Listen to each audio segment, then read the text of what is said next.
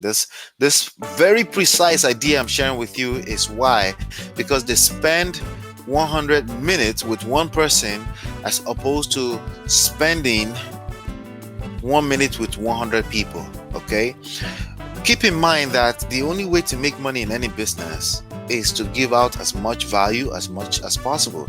The more value you bring into a marketplace, not to one person, the more value you bring to a marketplace, right, the more money you're gonna make.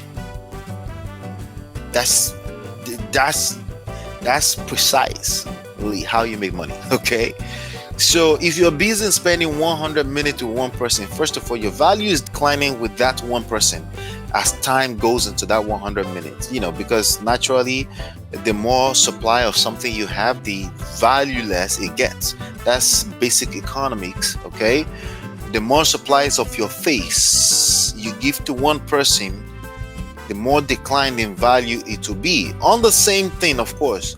So you're trying to sell this one person on the same thing over and over, it declines in value. Now there's a balance between making sure that this person, that you get the right amount of exposure, but the key word is right amount of exposure, because there's a certain point exposure gets to that it declines in value. It's called banner blindness. Okay, you ever notice that you keep seeing that banner on that website, and then eventually you go blind to it, right? Let me give you an example. You're watching YouTube video and an ad comes up on YouTube. Naturally, you've seen enough of those things that naturally, on an average, you want to go and skip. You can't wait to get to the skip and click on skip. That's called banner blindness. Okay, it's a real thing in marketing. And like I said, everything is in between. You got to find out what's the right amount of exposure.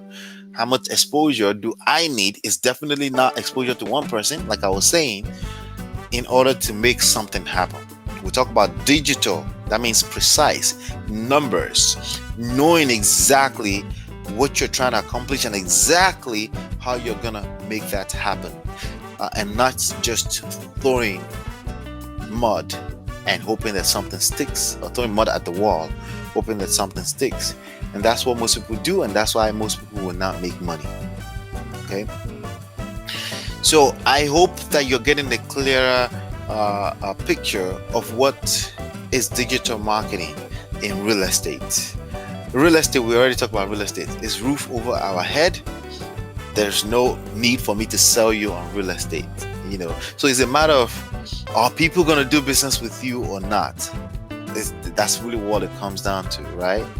So people need to feel like they know you, like you, and trust you. But it's people.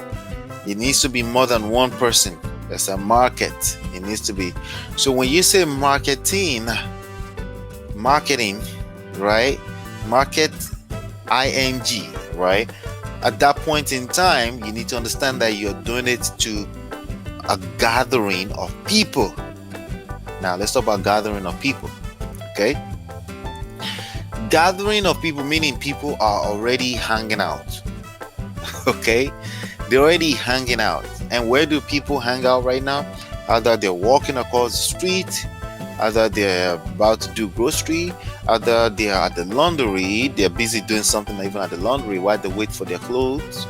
They are on the job. There's something that they pick up on and off throughout the job. Even if their job insists you can't touch your phone, they keep picking up the phone to check what?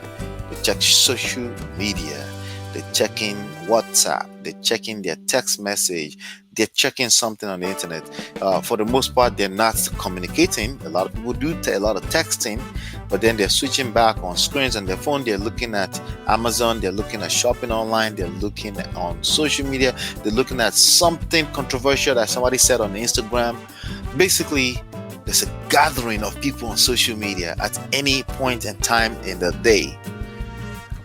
So guess where you probably should have your offer, whatever you are selling, because you're selling at the end of the day. At the very minimum, you're selling yourself or your time on a resume, right? You're selling at the end of the day. So where should you be busy exposing, giving it exposure, whatever you're selling? You guessed it right. You probably should pay attention to social media and any form of digital marketing. Okay, you probably should pay attention to that. Okay, All right.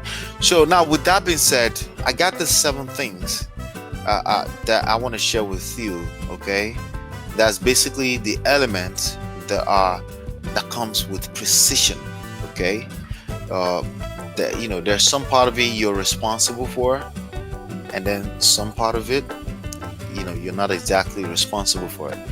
But either way, you need the 7 things, one way or the other, to be aligned in order to create massive success from using digital marketing in your real estate, or going digital with your real estate. Okay, with your real estate endeavors, business, anything like that. Okay, but I'm speaking to you wholesalers because that's my background. That's where I started from before I expanded out to everything else. And so I'm going to be talking to you because I feel like once I talk to you, that same ideology can be expanded across board. Now, of course, you do know what the 3 pillars are, right? So we have 3 pillars. By the way, I have a book called Smart Real Estate Wholesaling. Make sure you go download it at smartrealestatewholesaling.com. Okay. It's a book that explains the 3 pillars of a digital real estate business from scratch, real estate wholesaling, the 3 pillars. Okay. And the 7 points I'm about to share with you is covered in 3 pillars in details. But let's just get through it. The first one is objective. Okay. Objective, purpose, basically. So another word for objective in this context is purpose. Obviously, you want to be purpose driven. Most wholesalers today, there's a big flock of wholesalers coming into the game. And if you are going to win in this game, you need to set yourself apart. You need to stand out. Okay, because everyone else is sending letters, everyone else is cold calling, everyone is doing. But how are you going to stand out? The way you're going to stand out is a precise objective, a precise purpose. You need to be purpose driven with every little aspect of this business. Every step that you apply in this, you need to be purpose driven. Am I making sense?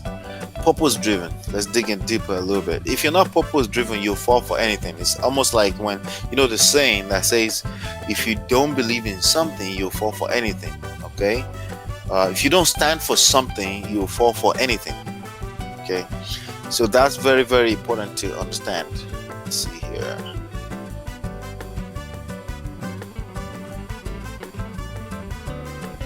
If you don't stand for something, you fall for anything. So it's standing for something starts from something as simple as having a purpose. Okay, so in any given day, when you decide it's time to market, you want to stand for something. Okay, you basically want to stand like, I have a reason why I am about to send out this letter. I have a reason why I'm about to drive for dollars, which I hate, by the way. I have a reason, like, it starts with that. But with digital marketing, it gets even better. Okay, you have an objective of starting from, I want people to download this book, I want people to fill out the form, I want people to call this number, right? So there's purpose, there's many purposes. Am I making sense right now? There's purpose and there's many purposes, right? So basically, the ultimate purpose, you want to close a deal. You want to close your first deal, right?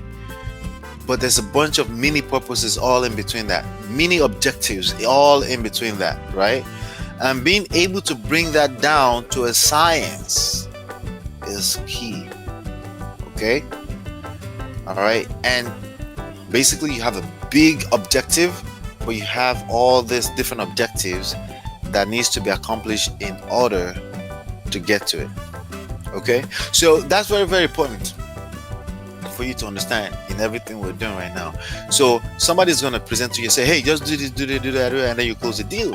You want to be able to ask a question and say, hey, I do this, I do that, I do that, I close the deal. What do you mean I close the deal? What about this step? What about this step? What about this step? What about this step? Right? So you need to be able to travel the journey that an ideal prospect will go through from one thing to the other. And that's what this next 6 things I'm about to share with you. All right, there's the 7 pointers that I want to point you to. All right, but among these 7 things, people will travel through a journey, right? And when they travel through a journey, there's certain step-by-step thing that they go through. And with digital marketing, you're able to be precise with what that is. Okay, so there are objectives and there are mini objectives. There are objectives, there are mini objectives. The objective for you, you don't want to lead with that, right? You don't want to lead with what you want out of this. You want to close a deal. You don't want to lead with that. We kind of know that's obvious, right? But what is it that the audience that you're talking to wants, right? The audience that you're talking to, what is it that they want, right?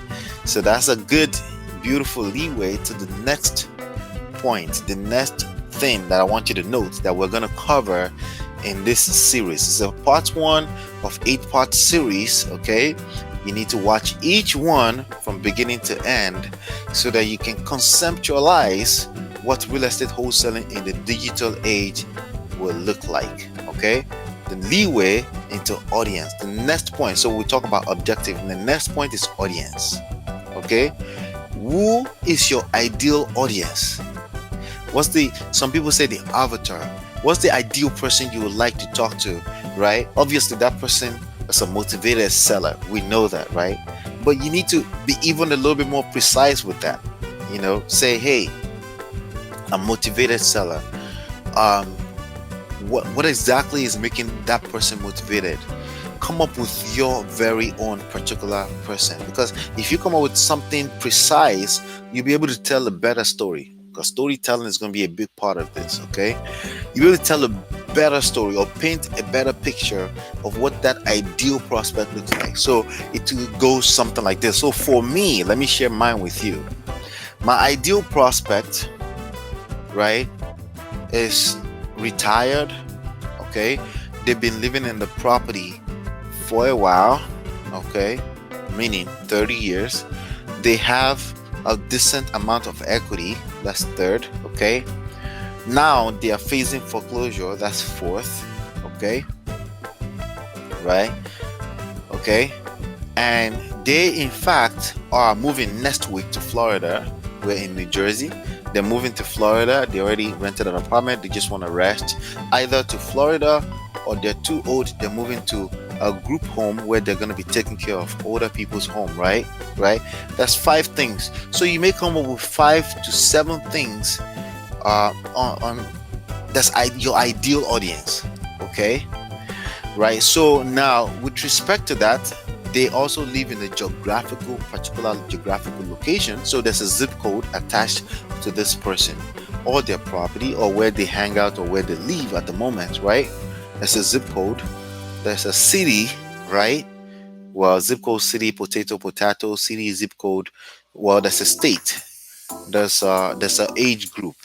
So you may say, hey, you don't target people 25 to 40 because they're